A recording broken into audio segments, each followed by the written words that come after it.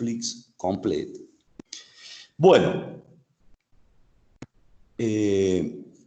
perfecto entonces. Bueno, vamos entonces a ver hoy serie de tiempo. Ustedes van a ver Power que yo estoy usando acá tiene la fecha de hoy porque he corregido algunos detalles de ortografía y algunas cositas así, pero creo que no tiene nada diferente al que ustedes tienen. Bueno, ustedes recuerdan en estadística y probabilidad, habíamos hablado de distintos tipos de datos. Habíamos hablado de escalas, de datos cualitativos, cuantitativos, pero también de la forma que podían alcanzar los datos. Y entre ellos teníamos los de corte transversal y los de corte longitudinal. Series de tiempo se encuadran en eso, ¿no? En un conjunto de datos que son recolectados a lo largo del tiempo. Entonces, es la única vez que vamos a ver o que estamos mirando esto. Normalmente, en el estudio o en el análisis de regresión y en el análisis de regresión lineal, lo que se ve es un conjunto de individuos en un momento del tiempo. Por ejemplo, todos los alumnos habíamos mencionado que han sacado una nota en cálculo 1 y los mismos alumnos con su nota en estadística y probabilidad. Pero hay un número de individuos, ¿no es cierto? En cambio, si nosotros hablamos de un conjunto de datos a lo largo del tiempo, se trata de seguir, digamos, un individuo con su comportamiento a lo largo del tiempo. De esto se va a tratar un poco la clase de hoy. Entonces, el análisis de serie de tiempo es parte de las herramientas cuantitativas que se pueden utilizar para realizar pronósticos. O sea, que normalmente uno de los usos que se pretende, ya vamos a ver también sus problemas, ¿no? Es realizar pronósticos. Entonces, ¿qué es una serie de tiempo? Para ser concreto, es un conjunto de datos correspondiente a alguna variable observados durante varios periodos de tiempo. Entonces, se recolectan datos históricos que permiten analizar o obtener una proyección de valores futuros a partir de la estructura que se presentó en esos datos, ¿no? O en esa historia de los datos. Ustedes habían visto también, o habíamos visto, en índice de precio, habíamos mirado que lo que estudiábamos es la evolución de una variable, ¿no? O en números índices, porque el precio podía ser un comportamiento, pero las ventas, la cantidad o un valor ponderado también podía seguirse a lo largo del tiempo, ¿verdad? O sea que o los números índices también son variables que están dentro de la serie de tiempo. Bueno, pero nosotros como la idea es tratar de ver, por ejemplo, qué valor podemos proyectar o podemos predecir o pronosticar, entonces vamos a ver de qué manera se pueden ir a buscar esos valores pronosticados, ¿verdad? Entonces, si no contamos con elementos para obtener un pronóstico, por ejemplo, el inicio de una actividad, el método intuitivo que vamos a tener es que en el periodo siguiente al del periodo del inicio, consideramos que se va a repetir el valor de esa variable. Supónganse que empezamos un negocio, ya vamos a ver un ejemplo, en enero. Bueno, en febrero, si no tenemos ningún otro tipo de indicio respecto de las ventas, tomaremos como pronóstico las ventas de enero. O si no conocemos nada acerca de la historia de esa empresa. O sea que la forma intuitiva de pronosticar en una variable, en un conjunto de valores a lo largo del tiempo es, si no conocemos nada para atrás, tomaremos el último valor del que conocemos y supondremos que se va a repetir. Por eso, en el método intuitivo, el pronóstico de YT más 1, o la estimación de YT más 1, va a ser igual a YT, que es el valor dado en el periodo T. Es decir, que YT más 1, Y sombrero T más 1, es el valor estimado en el periodo T más 1, y YT es el valor real de ese periodo. Eso sería en principio, pero la idea es estudiar el conjunto de valores de una serie de tiempo, que el dibujo está abajo hacia la derecha y los datos están en el cuadrito del lado, que puede ser a lo largo del año. Podemos tomar los trimestres o los cuatrimestres, el periodo 4, 1, 2, 3, 4, y las ventas, ¿no es cierto? El periodo es el tiempo y las ventas es la variable a estudiar a lo largo del tiempo. Ustedes fíjense que esto está hablando de un dibujo, de una curva, de una variable y su comportamiento a lo largo del tiempo. Y se ve que tiene saltos y que tiene además una onda creciente. Yo creo que esto ustedes más o menos han manejado, si han visto, creo que computación ya han visto algo de esto, ¿no? Ahora sí, nosotros lo que vamos o lo que graficamos o lo que vemos en la gráfica es la variable a lo largo del tiempo, pero eso es una sola cantidad, es un número único. Lo que vamos a hacer en serie de tiempo es estudiar qué hay detrás de ese número único, y en ese sentido lo que vamos a ver es cuál es la estructura de esa sucesión de números a lo largo del tiempo, ¿no es cierto? Entonces, la estructura de la serie de tiempo son en general o se pueden analizar con determinada complejidad. Entonces, se puede pensar que una serie de tiempo está compuesta por un determinado concepto o valor que va a ser la tendencia. A su vez, va a tener un componente que va a ser la estacionalidad, podemos decir el ciclo, y la variación irregular. En ese solo número que vemos a lo largo de la curva, vamos a ir a buscar esos componentes. Vamos a ir a buscar de qué se tratan, o sea, vamos a conocer cuál es el concepto de esos componentes y, por otro lado, de qué manera están relacionados. Entonces, vamos a ir a ver la tendencia, de qué se trata o cuál es el concepto que se le asigna tendencia. La tendencia es el comportamiento a largo plazo que muestra la serie. Si este ha sido ascendente o descendente, es decir, de qué manera, si es que ha tenido un crecimiento, ha sido ese crecimiento, eso lo muestra la tendencia. Si es ascendente o descendente, cuáles han sido las variaciones y si pueden adoptar distintas formas. Normalmente puede haber varios modelos que pueden mostrar la tendencia. Nosotros acá vamos a ver la más sencilla, que es la forma lineal, o sea, la recta, al igual que en regresión lineal. Pero puede tener otro tipo de modelos, el análisis o el estudio de la tendencia. ¿Sí? Bien. También el componente estacional. Dentro de un periodo de un año, es probable que una variable económica, pueda reaccionar a distintos tipos de eventos que se pueden dar con cierta regularidad, ¿verdad? En determinados subperiodos de tiempo, que pueden estar vinculados al clima, a determinado tipo de operatividad económica del negocio por efectivamente causas del tipo estacional, aunque no necesariamente, o sea, si bien se las menciona como estacional por la característica de la estación del tiempo, no necesariamente tiene que ser por el tiempo, sino que está abierto a que tenga una cierta regularidad en determinado momento del calendario por algún motivo en particular, que puede escapar incluso a la estacionalidad, pero sin duda la estacionalidad en términos de tiempo ha sido lo que ha definido este componente, ¿no?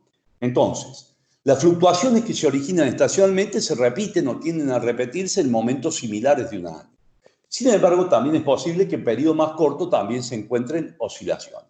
Es decir, si lo analizamos, qué sé yo, a lo mejor semanalmente o quincenalmente, en fin, o en periodos bimestrales o en periodos trimestrales, etcétera, ¿no es cierto? Con datos anuales, las variaciones estacionales, o sea, si nosotros operamos solamente con años, las variaciones estacionales no estarían presentes. Lo que vamos lo que estamos tratando de estudiar es justamente un fenómeno de corto plazo, o sea, en el término de un año, y que se debe a una regularidad en la operatividad de la variable que está sujeta a análisis, ¿no?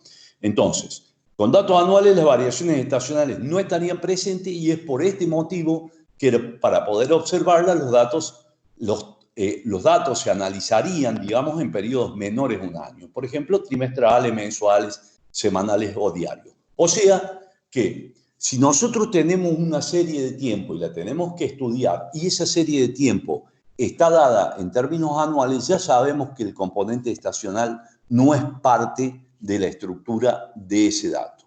Eso es un tema, ¿no? Por un lado, o sea, no vamos a querer buscar estacionalidad en una serie de datos que están referidos o enunciados en términos de año. Sí vamos a buscar estacionalidad cuando el subperíodo sea inferior al año, ¿no? Es decir, que sean mensuales, que sean quincenales, depende de la característica. En un caso podemos estar analizando un índice de la bolsa, en otro caso podríamos estar analizando una heladería o una casa deportiva que vende, por ejemplo, artículos de montañismo o para la nieve, etcétera, ¿no es cierto? Entonces, ahí se tomaría, por ejemplo, todo el tema vinculado a un subperiodo inferior al año. En ese sentido, las variaciones estacionales estarían tomadas en esos subperiodos. Y la forma de la variación estacional es la curva que vemos abajo, ¿no es cierto? Se repite en determinados periodos de tiempo del año, se repite un pico o se vuelve a dar o un pico o una depresión, ¿verdad? Eso es mostrar la forma. Todo esto está desarrollado en el apuntito que le dimos de serie de tiempo. También vamos a ver el ciclo o las variaciones cíclicas. Dice, las variaciones por encima y por debajo de la tendencia durante un periodo de tiempo se denomina ciclo.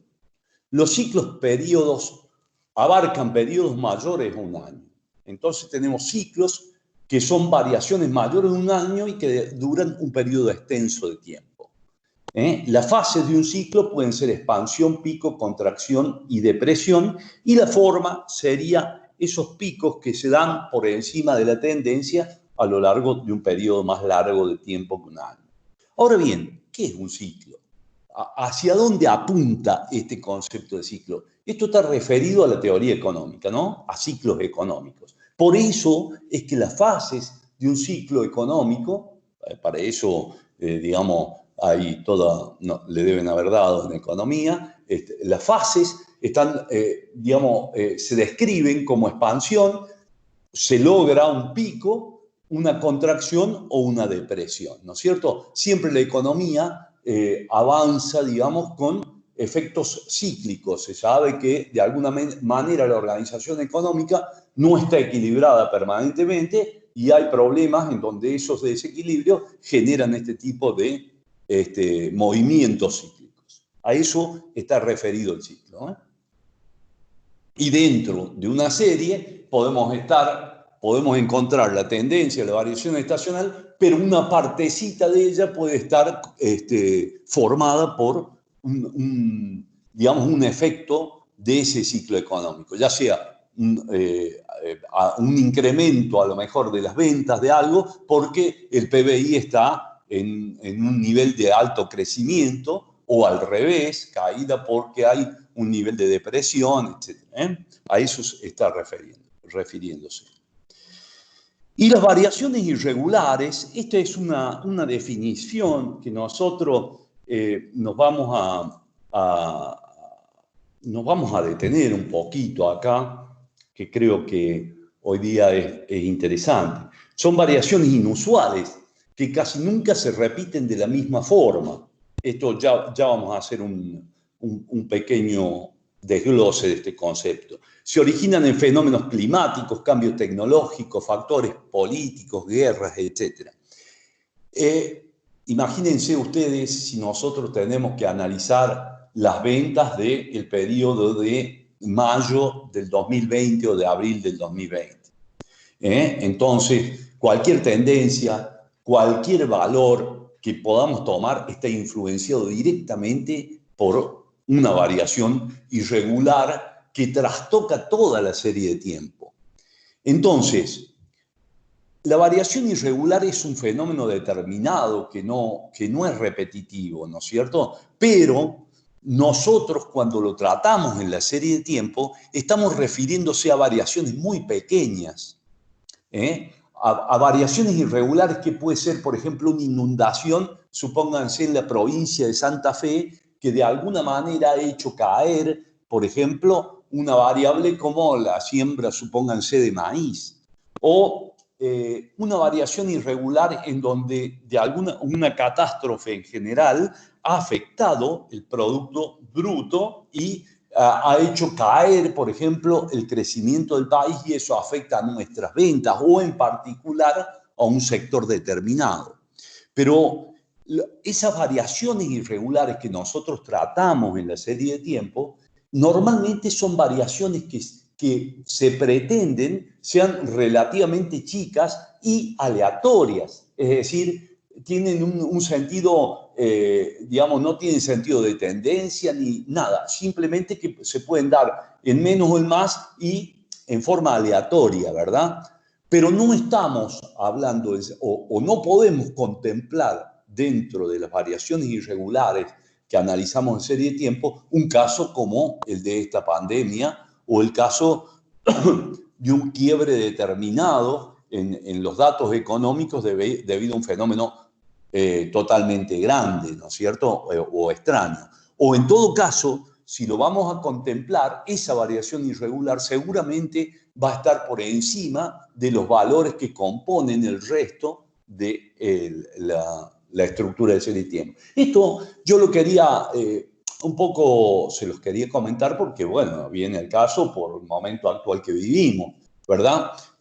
Pero de hecho, normalmente la estadística en general está midiéndose o está trabajando siempre con valores muy cercanos a los promedios. Nosotros lo que queremos ir es buscando valores promedios.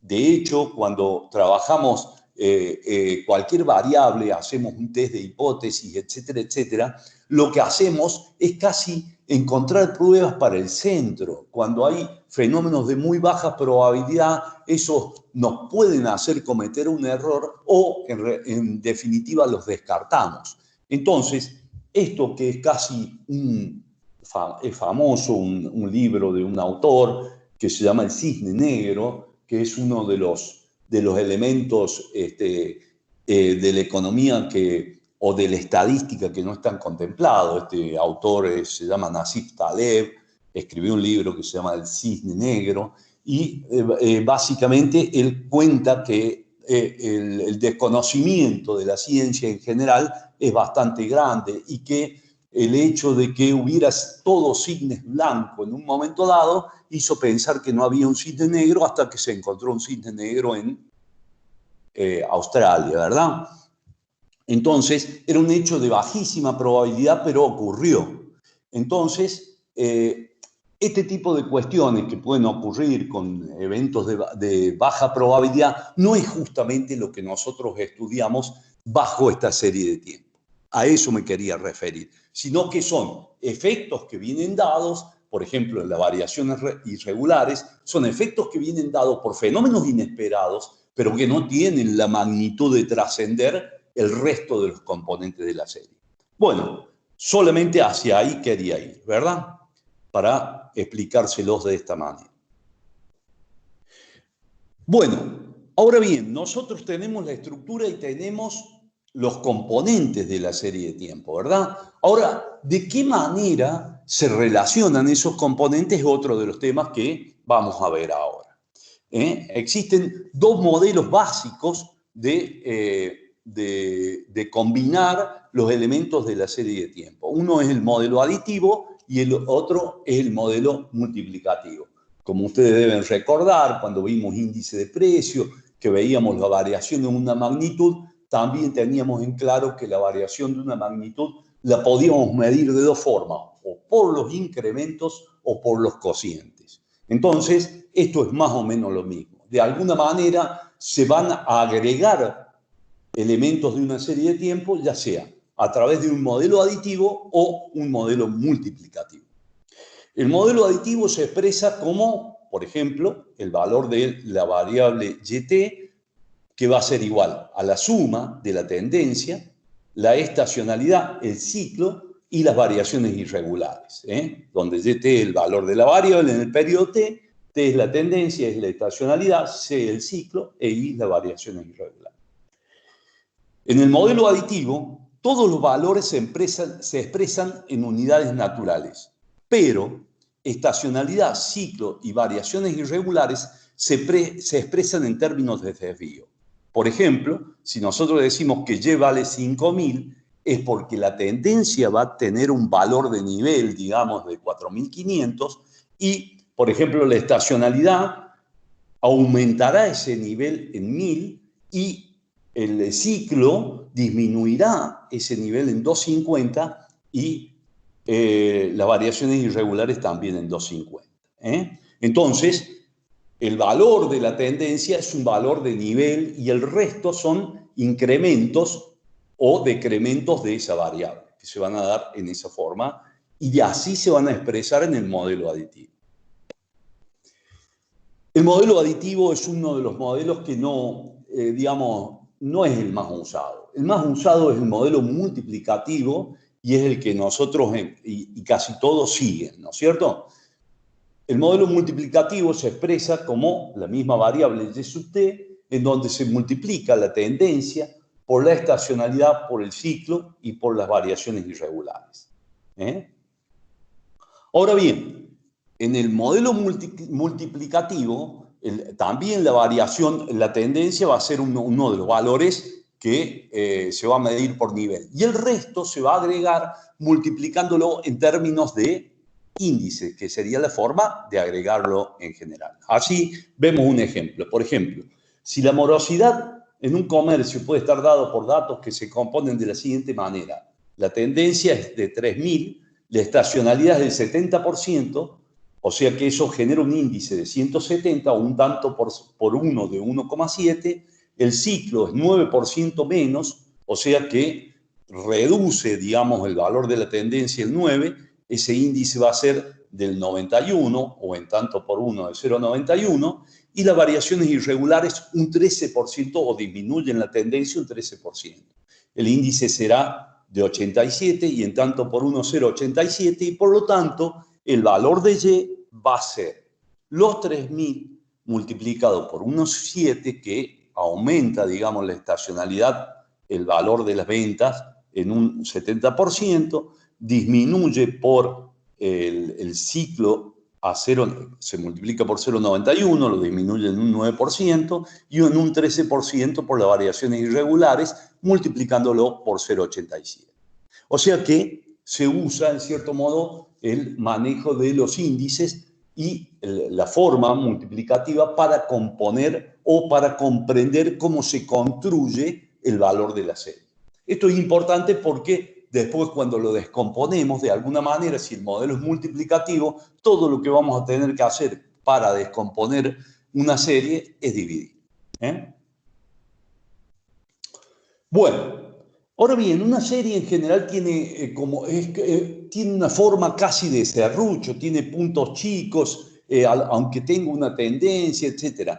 Una forma de ir atemperando esos valores extremos, aunque sea en el corto plazo, va a ser el de suavizar esa serie.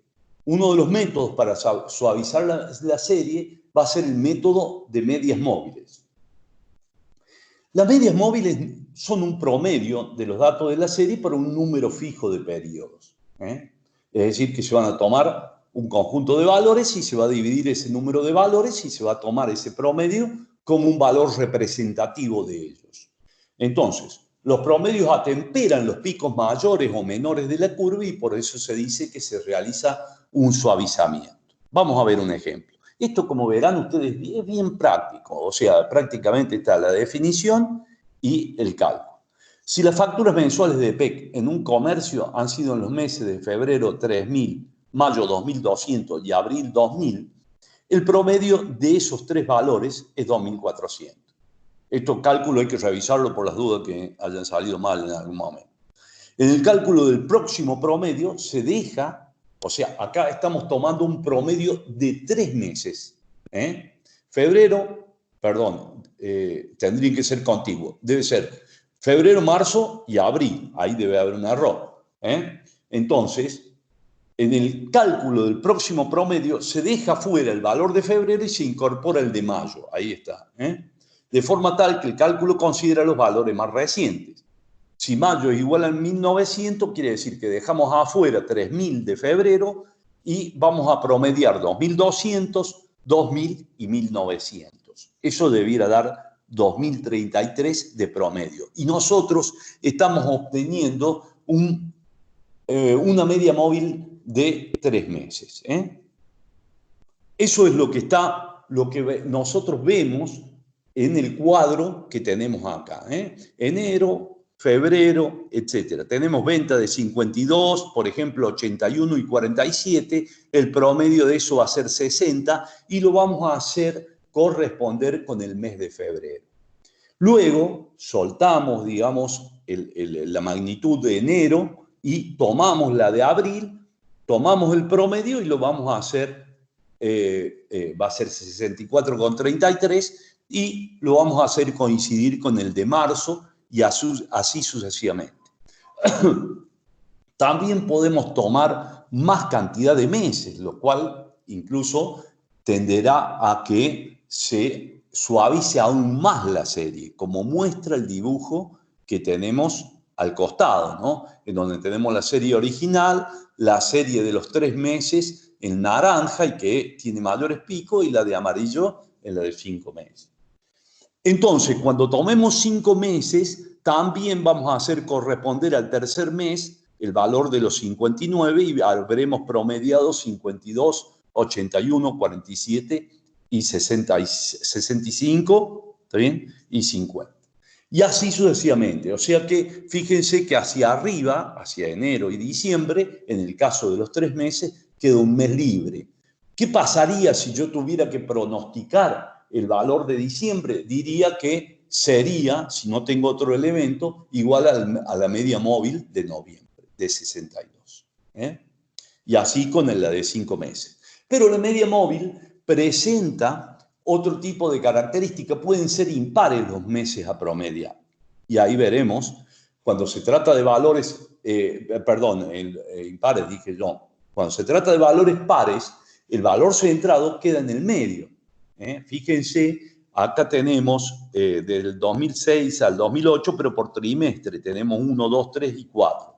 Fíjense, ¿verdad? Entonces, si nosotros promediamos los cuatro o el mes 1 o los 4 trimestres que tenemos acá, quedará entre el segundo y tercer mes el valor promediado. Es decir, cuando promediemos 40, 45, 38 y 47, el 42,5, ese yo lo he puesto a la altura del 38, pero en realidad queda entre 45 y 38, porque no es un valor exacto por tener valores pares.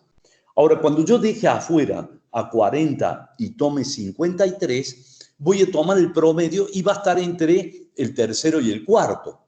Entonces, lo que se va a hacer para darle un valor al tercer trimestre es promediar el 42,5 y el 45,75, y a ese promedio lo vamos a poner en el centro. Y por eso se va a llamar medias móviles centradas. O se va a centrar esa media móvil, Quedará entre el segundo. Sin embargo, este valor sería una media móvil que no se corresponde con ningún mes. Y es necesario centrarlo. Y eso es lo que hacemos. Y para ello se toma el que corresponde al próximo promedio. Acá en este caso yo he puesto meses, pero corresponden trimestres. Y se promediará con el anterior, logrando centrar este promedio móvil para el tercer mes o el trimestre y así sucesivamente. Entonces, tenemos el caso de la media móvil que es impar. En ese caso, la media está centrada, el promedio, ¿no es cierto? Así tomemos valores de 3, 5, 7, etcétera, ¿no es cierto? Promedios para esos números fijos de periodos de tiempo. Ahora bien, Cuando son valores pares, va a ocurrir que vamos a tener que centrar esa media móvil. Esto a los efectos prácticos, ¿no? Para que ustedes lo vayan viendo. Bien, entonces, como dijimos, la media móvil era uno de los métodos para suavizar y también de un cierto nivel de predicción en el caso en que no tengamos otro elemento. Nosotros queremos ver de qué manera se comporta la curva habiéndole sacado esos picos extremos de corto plazo, porque ustedes vieron que promediaríamos en cierto modo periodos de 3, 5 meses, se pueden hacer hasta de 12 meses, ya vamos a ver que lo hacemos, pero una vez que hagamos una media móvil de 12 meses, eliminamos las variaciones estacionales. El suavizamiento de una serie cronológica también lo podemos hacer mediante lo que se llama un suavizamiento exponencial. Y esto es obtener un valor que se autocorrige y ajusta los pronósticos en la dirección contraria a los errores pasados. ¿Por qué? Y porque esto va a ser prácticamente una media ponderada entre el valor del periodo anterior y el valor pronosticado del periodo. O sea que f de i más 1 va a ser alfa por a sub i por 1 menos alfa de f sub i, donde f de sub i más 1 es el valor pronóstico del periodo i más 1, f sub i es el valor pronosticado del periodo anterior y a sub i es el valor real del periodo i. Entonces, lo que hace esto es de alguna manera ir ajustando el pronóstico al valor real. ¿Con qué? ¿Mediante qué? Mediante una ponderación que va a estar dada por el alfa, por el valor de alfa, ¿sí? Pero ya vamos a ver que esto en realidad lo que trae arrastrando es prácticamente toda la historia de la serie. Entonces, vamos a referirnos un poco a alfa y vamos a decir que es el valor de una constante de suavizamiento que asume un valor entre 0 y 1. El suavizamiento exponencial obtiene un pronóstico que es el promedio ponderado de valores actuales y anteriores. El valor seleccionado de alfa es importante, ya que es la ponderación que existe entre los datos reales y el pronóstico. Si los datos son más volátiles, se necesita un alfa menor, porque uno le va a dar menor participación a los últimos valores, porque pueden estar variando mucho, y en realidad va a tener el 1 menos alfa un valor más importante y va a estar vinculado a los pronósticos anteriores. O sea, esto es porque los valores más pequeños asignan una ponderación menor a los valores más recientes y si los valores son muy variables, la última observación no tiene por qué reflejar ese promedio a largo plazo. Esa es la idea de darle una magnitud determinada al ponderador alfa, cuando de alguna manera alfa tiene que ser un poco más pequeño o cuando tiene que ser un poco más alto. Si los datos son más estables, será un poco más alto. Si son muy variables, será un poco más pequeño. ¿Por qué? ¿Cuál es el objetivo? Es que el alfa en realidad le da una ponderación a el valor más reciente. Acá vamos a ver un ejemplo. Si en el mes de febrero, por ejemplo, se vendieron 110.000 pesos en un negocio cualquiera de la ciudad y se quisiera pronosticar las ventas del mes de marzo y se considera que el pronóstico para el mes de febrero fue de 105.000 pesos, el valor pronosticado de marzo con un alfa de 0,30 sería, bueno, y acá empezamos a calcular. Yo iría directamente al cuadro porque es más práctico. Ahí en ese caso nosotros tenemos un solo dato en enero que es el de las ventas de 105.000 pesos. Fíjense que en la segunda columna, como en enero se vendió 105.000 pesos, está puesto en términos de miles, ¿verdad? Y no tenemos otro elemento, pasaría a la segunda columna, en febrero, el pronóstico de 105.000. Ese es el valor que teníamos. Es el YT más 1 del primer cuadrito. No tenemos otra posibilidad. Entonces pensamos que el verdadero valor que va a haber en febrero es 105. Pero en realidad en febrero se vendió 110, ¿sí? Y ahora, como se vendió en 110, nosotros queremos pronosticar el mes de marzo. Y vamos a armar el pronóstico del mes de marzo viendo las ventas, que es el valor de febrero, por el alfa, que son los 110.000 por 0,30, y eso componen los 33 pesos. Y a su vez vamos a tomar el pronóstico del mes, o sea, el que teníamos realizado por las ventas del mes anterior, y lo multiplicamos por 0,7, que es 1 menos alfa. Y eso compone 106,50, que trasladamos a la fila siguiente de la columna número 2 de pronóstico, ¿verdad? Si ahora en marzo vendemos 107.000, hacemos lo mismo, ¿no es cierto? Multiplicamos los 107.000 por 0,30, los 106 que son del pronóstico anterior por 74,55, por 0,70 nos da 74,55, y eso nos da el pronóstico que sigue, y así sucesivamente. Así se va armando el suavizamiento exponencial, y al llegar a mayo nosotros tendríamos el pronóstico de 108,26 para las ventas de mayo. Entonces, esto nos daría una especie, ¿qué sería? Una especie de, en términos de álgebra, combinación lineal convexa, digamos, de valores, ¿no es cierto? En donde la suma del alfa y 1 menos alfa es 1, y esto termina de alguna manera ajustando esos valores por los errores que se vayan cometiendo. Ese es el sentido del suavizamiento exponencial. Bueno, pero antes de pasar a lo que viene, que es el análisis de la tendencia, vamos a decir que el suavizamiento exponencial y las medias móviles, cuando hay tendencia, en realidad cuando hay una tendencia que se pueda modelizar, no se va a usar eso. Sobre todo porque vamos a usar un análisis de la tendencia, ¿verdad? En esos términos.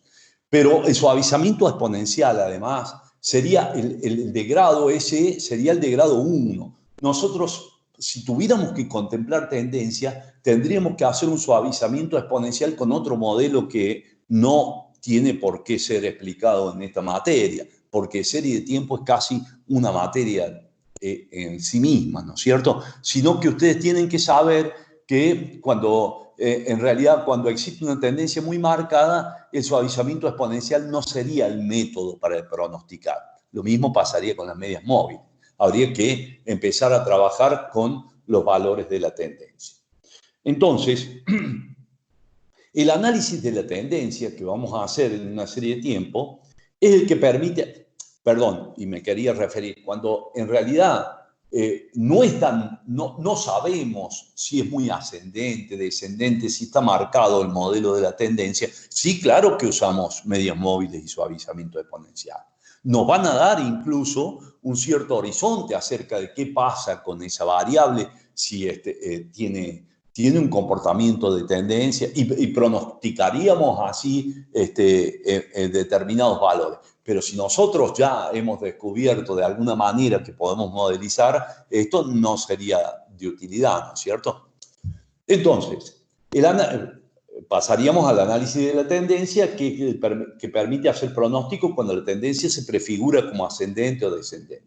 Nosotros vamos a ver solamente el análisis de la tendencia en términos de una regresión lineal, como vimos del capítulo anterior. O sea que vamos a calcular la tendencia haciendo YT igual a B0 más B1 por X. Acá me quiero detener un poco incluso porque en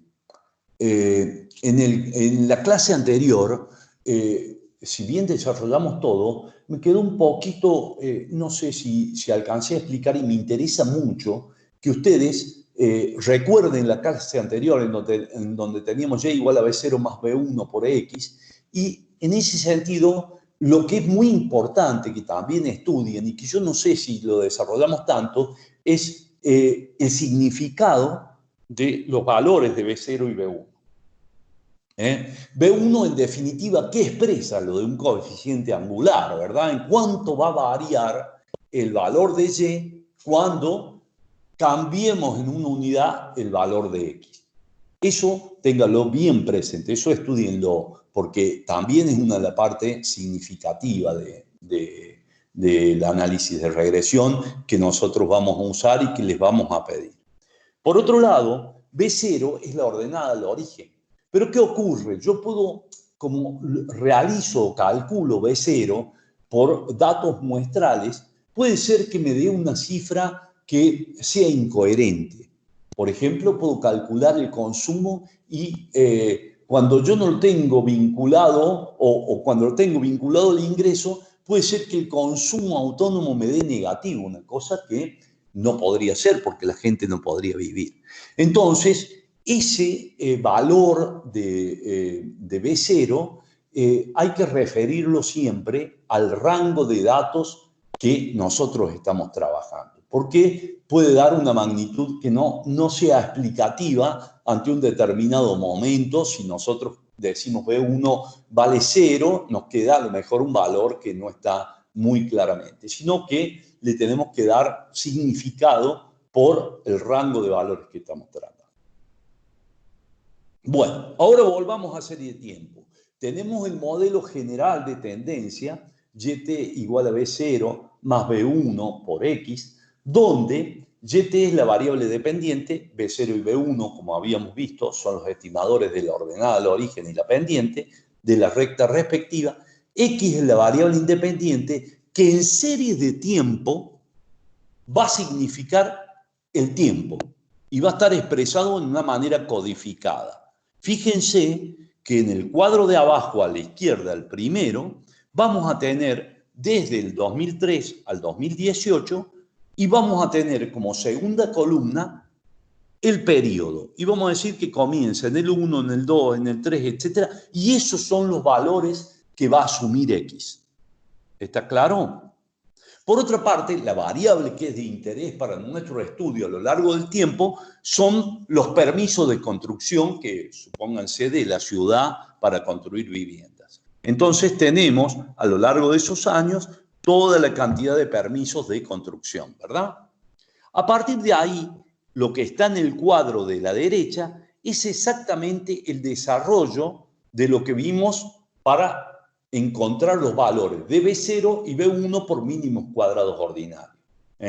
Así le vamos a restar a la variable X su media, a la variable Y su media, y el sumatorio de X menos X barra por Y menos Y barra dividido el sumatorio de X menos X barra al cuadrado nos dará B1, y Y media menos B1 por X media nos dará B0. ¿Correcto? Acá están todos los cálculos para que ustedes puedan corroborar ese ejercicio que en realidad nos va a dar este resultado. De modo que B1, que es el sumatorio de X menos X barra por Y menos Y media sobre el sumatorio de X menos X barra todo al cuadrado, va a ser igual a 588,5 sobre 340 y nos da ese valor. Y lo mismo B0 nos va a dar 70,2 si todos los cálculos están bien hechos, ustedes corrobórenlo.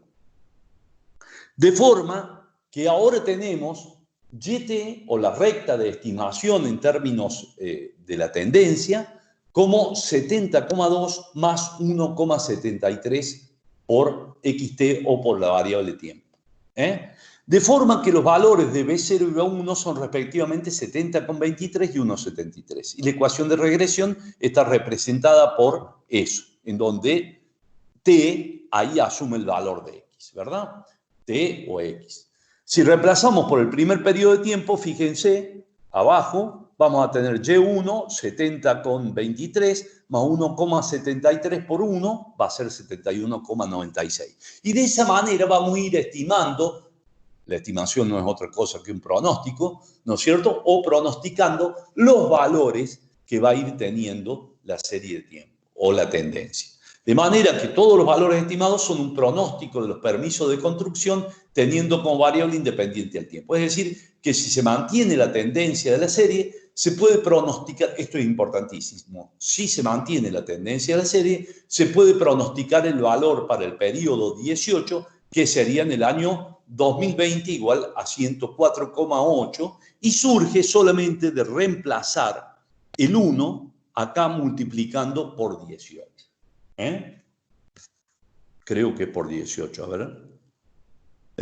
Son 16, claro, el periodo 16. El 2018, dice 2018, no, el 2020 serían 18. Y vamos a ver si acertamos con los permisos de construcción justo en este año. Bien, entonces de esa manera nosotros estaríamos calculando la tendencia para toda la serie. Es decir, reemplazamos por cada periodo de tiempo la ecuación de regresión y nos da el valor de la tendencia. Bien, todo esto para saber que cada uno de la serie de tiempo hasta ahora, ¿qué hemos visto? Para hacer un redondeo. Hemos visto lo que es una serie de tiempo, cómo es la estructura de una serie de tiempo, cuáles son los conceptos que lo comprenden, cuáles son los modelos que en realidad agregan esos valores que nosotros consideramos como parte de la serie de tiempo, y hemos visto de qué manera podemos ir tratando a la serie de tiempo de manera tal que podemos ir consiguiendo valores a pronosticar a través de las medias móviles, el suavizamiento exponencial y la tendencia, ¿correcto? Ahora vamos a descomponer una serie de tiempo, pero simplemente porque, en definitiva, el análisis fundamental de esa descomposición es ver cómo se va descomponiendo, que en realidad es usar el modelo multiplicativo, pero al revés. Pero además es buscar uno de los valores más complicados, que es el de las variaciones estacionales. Se descompone una serie de tiempo cuando se aíslan los 4 componentes que forman el modelo. Entonces, el punto básico que queremos ir a buscar es el índice de estacionalidad, que es lo más complicado. Primero se debe obtener un índice de estacionalidad. De la simple lectura se puede observar si los datos de la serie presentan signos de estacionalidad. Es decir, nosotros dibujamos la serie y vemos primero si tenemos datos que son menores al año, ¿no? Y luego si ese comportamiento se repite en determinados periodos, en iguales periodos de tiempo sería. Esto es cuando en ciertos meses del año la serie presenta incrementos vinculados a la época del año o por la estacionalidad, ¿verdad? Para obtener el índice de estacionalidad es necesario calcular las medias móviles para los 12 meses. Es decir, que vamos a eliminar la estacionalidad. Este suavizamiento elimina exactamente la estacionalidad y las variaciones irregulares. Todo promedio, toda media móvil lo que saca son los picos, esos pequeños, que serían las variaciones irregulares. De forma que en el modelo multiplicativo YT, que es T o la tendencia por la estacionalidad, por el ciclo y las variaciones irregulares, cuando dividimos o sacamos el promedio de medias móviles, obtendremos el YT o la serie de medias móviles que va a estar dada por la tendencia por el ciclo. Una vez que tenemos el valor de las medias móviles, lo que tenemos es tendencia por ciclo. Si nosotros ahora dividimos la serie original, YT, por esa YT de medias móviles que hemos calculado, nos va a quedar, dividiendo T por E, por C, por I, dividido T por C, nos va a quedar la estacionalidad por las variaciones irregulares, que es la razón, se llama así, por media móvil, esa división. El procedimiento es particular porque se comienza eliminando la estacionalidad para obtener la estacionalidad. Esto sería en términos más criollitos y con números de esta manera. Nosotros tenemos desde el año 2016 en adelante, ¿verdad? Tenemos por mes los datos, fíjense. Tenemos la variable que hemos observado, que es la variable general, YT, que son las utilidades. No sé, estarán dadas en términos de porcentaje o en términos de miles o de millones, etcétera, pero están dadas así, enero 10, 9, etcétera, ¿no es cierto? Entonces, fíjense que se calcula un promedio móvil para 12 meses, ¿sí? Entonces, el primer promedio va a dar entre 6 y 7, porque en realidad es está descentrado, ¿no es cierto? Y sería 15,58. Y así cuando larguemos el primer mes y tomemos el que sigue, va a ser 15,50, etcétera, que va a ser para el mes siguiente. Entre esos dos vamos a ir tomando el promedio centrado, que va a ser 15,54 y así sucesivamente. Tengan en cuenta cuando ustedes revisen estas cuentas que yo los he ubicado en función de la planilla. No he podido ponerlo entre junio y julio el 15,58, ni entre julio y agosto al 15,50. Ténganlo en cuenta. Pero sí le corresponde a julio el 15,54 y así. Que son los centrados, los valores centrados. Ya ahí tenemos, en definitiva, la media móvil para 12 meses centrada. O sea que podemos usar ese valor, ¿verdad? Esa media móvil va a ser la tendencia por el ciclo, conforme a lo que tenemos. Ahora bien, ¿qué vamos a hacer? ¿Qué vamos a hacer? Vamos a dividir la variable original, esa utilidad o YT, dividida la utilidad por medio móvil centrada. ¿Cuándo la vamos a dividir? Y cuando tengamos el valor. Es decir, que vamos a dividir, fíjense, acá sería 27, ¿sí? Dividido 15,54, ¿sí? Y eso debiera dar 1,73. Luego, debiéramos dividir 26, 15,58 y así sucesivamente tenemos ese cociente que es 1,73, 1,68. Fíjense este que tiene 9, que corresponde a enero. Fíjense, a enero. Tiene 9, fíjense. Y el otro enero, porque acá se van a repetir los meses, tiene 10. Ese enero es de 2017, ¿sí? Y cuando lo dividamos 15,87, que es el valor que tiene, va a ser, SN va a ser de 0,56,69. ¿Sí? Cuando nosotros dividimos por la tendencia y el ciclo la serie original, nos queda en realidad la estacionalidad por las variaciones irregulares. Y ahora sí estamos en condiciones de buscar el índice de estacionalidad. ¿Qué vamos a hacer para eso? Lo vamos a ordenar por meses. Vamos a poner la columna de los años y lo vamos a ordenar por meses. Fíjese el enero que yo le había dicho de 9, ese índice en 2016 enero no tiene dato. Tiene 0.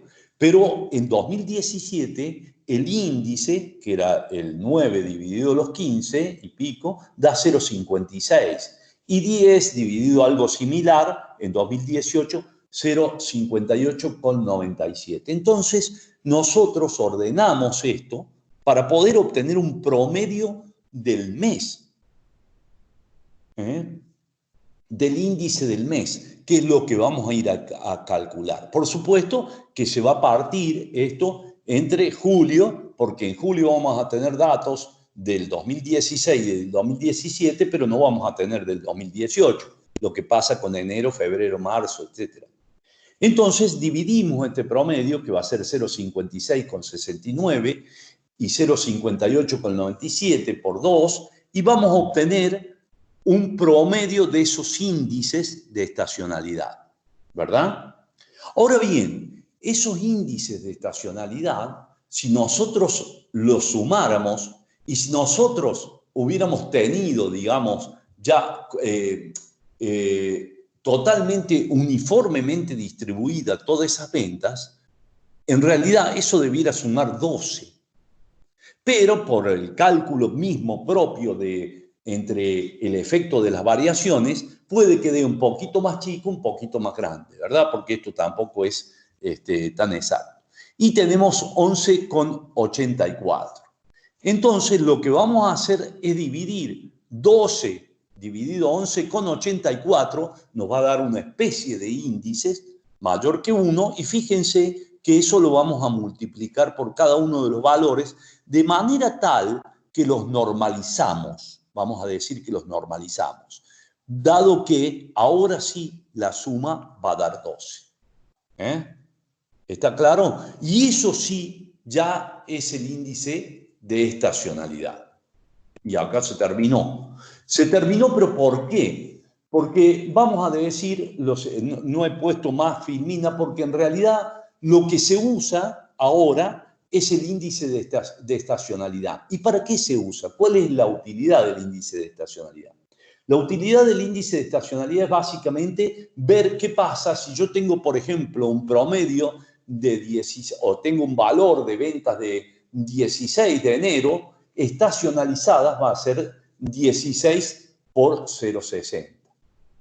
Si tengo un promedio de 12, desestacionalizado, si yo lo quiero sacar el valor estacionalizado, eso va a ser 12 dividido 0,60. Quiere decir que este índice le voy a dar el sentido de inflar o desinflar por estacionalidad el valor de la serie.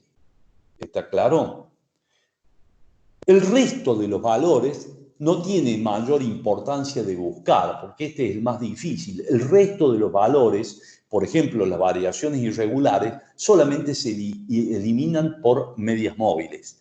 Y lo mismo se hace con el ciclo. Con lo cual, no son términos, está explicado en el apunte, no son términos en los que nos vayamos a detener porque no tiene mayor nivel de complejidad. Así que ustedes mírenlo y en definitiva, hasta acá hemos llegado con la descomposición de una serie.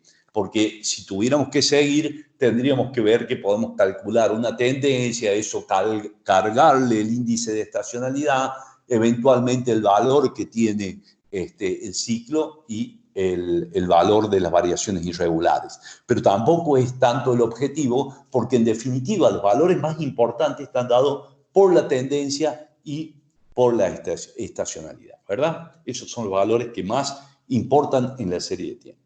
Bueno, pienso que con esto habríamos un poco terminado este tema. No sé si les quedó claro.